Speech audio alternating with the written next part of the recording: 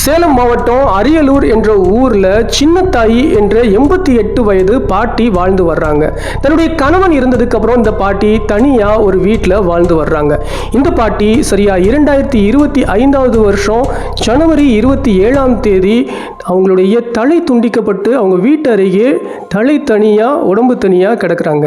யார் இந்த பாட்டி? இந்த வயசில் அவங்களுக்கு இப்படி ஒரு கதி எதனால ஆச்சு அப்படின்றது தான் இன்னைக்கு கிரைமில் நம்ம பார்க்க போகிறோம். வெல்கம் டு ஜெயரஸ் அலைட் அண்ட் நான் உங்கள் ஜெயரஸ். சேலம் அப்படின்ற அந்த மாவட்டத்தில் அரியலூர் அப்படின்ற ஒரு அழகான கிராமம் இருக்குது. இந்த கிராமத்தில் சின்னத்தாயி அப்படின்ற ஒரு பாட்டி வாழ்ந்து வர்றாங்க. அவங்களுடைய வயசு 88 வயசு. இந்த வயசுலையும் தன்னுடைய கணவன் துணை இல்லாமல் தனியாக அவங்களால இயன்றபடிக்கு அவங்க வாழ்ந்து வர்றாங்க. இப்படி வாழ்ந்துட்டு இருக்கக்கூடிய பாட்டியோட லைஃப்பில் ஒரு அதிர்ச்சி நடந்தது. என்னன்னா, இந்த பாட்டியோடைய தலை துண்டிக்கும்படிக்கு யாரோ தலையை வெட்டி தூர போட்டிருக்காங்க. இந்த சம்பவம் நடந்ததுக்கப்புறம் அருகில் இருந்தவங்க எல்லாம் பார்த்து அவங்க போலீஸ்ட இந்த சம்பவத்தை குறித்து புகார் கொடுக்குறாங்க. போலீஸ் உடனடியாக விரைந்து வந்து போலீஸ் எஃப்ஐஆர் ரிஜிஸ்டர் பண்ணி என்ன நடந்துச்சு அப்படின்னு சொல்லிட்டு இன்வெஸ்டிகேஷனை ஸ்டார்ட் பண்ணுறாங்க. இன்வெஸ்டிகேஷனை தொடங்கின போலீஸுக்கு ஒரே குழப்பம்.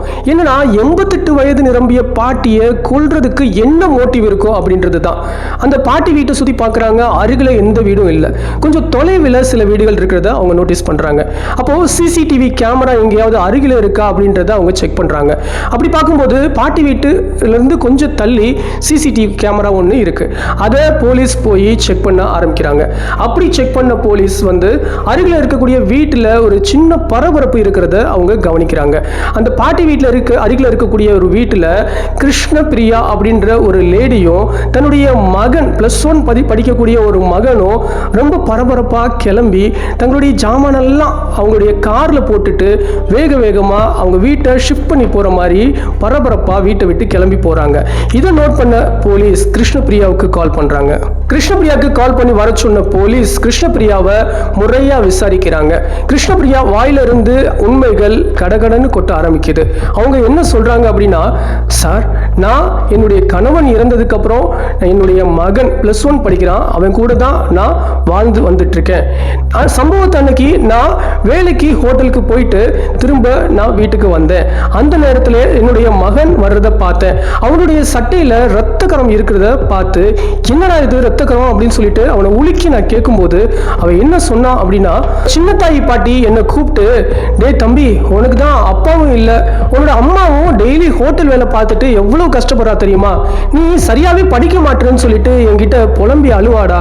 நீ நல்லா படிச்சாதான் அவளை பார்த்துக்க முடியும் அப்படின்றது உனக்கு இன்னும் புரியல. நீ நல்லா படிடா, படிக்காமலே இப்படி ஊர் சுத்திட்டு இருக்காத அப்படின்னு சொல்லிட்டு என்ன பார்த்து கேட்டாங்கம்மா. அதுக்கு நான் என்ன செஞ்சேன்னா, அந்த பாட்டி வீட்டுக்கு போனேன். அந்த பாட்டி நல்லா தூங்கிட்டு இருந்தாங்க. அந்த நேரம் பார்த்து அருகில் இருக்கக்கூடிய ஒரு அருவாள் எடுத்து அவங்க கழுத்துல போட்டு அவங்களுடைய தலையை துண்டிச்சு எடுத்து வீட்டை விட்டு தூரமாக தூக்கி போட்டுட்டேம்மா அப்படின்னு சொல்லிட்டு சொல்றான்.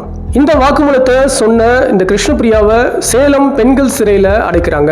மற்றும் இந்த கொலைகாரனான +1 மாணவனை சிறுவர் சீர்திருத்த பள்ளியில் சேர்க்குறாங்க. மற்றும் JTL இன்வெஸ்டிகேட்டர்ஸ் உங்களுக்கான இன்றைய கேள்வி, ஆஸ் எ 90s கிட்ஸ் நம்ம ஃப்ளாஷ்பேக்கில் போய் பார்த்தோம் அப்படின்னா, ஒரு பாட்டியோ தாத்தாவோ நம்மளை கூப்பிட்டு, தம்பி, நீ நல்லா படிச்சினா தான் உன்னுடைய லைஃப்பில் நீ முன்னேற முடியும், உன்னுடைய அம்மா அப்பாவை நீ நல்லா பார்த்துக்க முடியும் அப்படின்னு சொல்லிட்டு அவங்க சொன்னாங்கன்னா, அதுக்கு நம்ம உடனே அவங்க கிட்ட சரி தாத்தா, சரி பாட்டி அப்படின்னு சொல்லிட்டு நம்ம அவங்க சொன்னதை ஃபாலோ பண்ண ஆரம்பிப்போம். ஆனால் இப்போ இருக்கக்கூடிய ஜென்ரேஷன்ஸ் அப்படி இல்லை. இந்த சம்பவத்தை உங்ககிட்ட நான் சொன்னதுலேயே என்னுடைய இருதயம் ரொம்ப வலிச்சுது. ஆஸ் எ 90s கிட்ஸ் நீங்கள் எப்படி ஃபீல் பண்ணீங்க? கமெண்ட் பண்ணுங்கள். அண்ட் இன்னொரு கிரைம் வீடியோவில் உங்கள் எல்லாத்தையும் சந்திக்கிறேன். Until then, bye from your Jairas.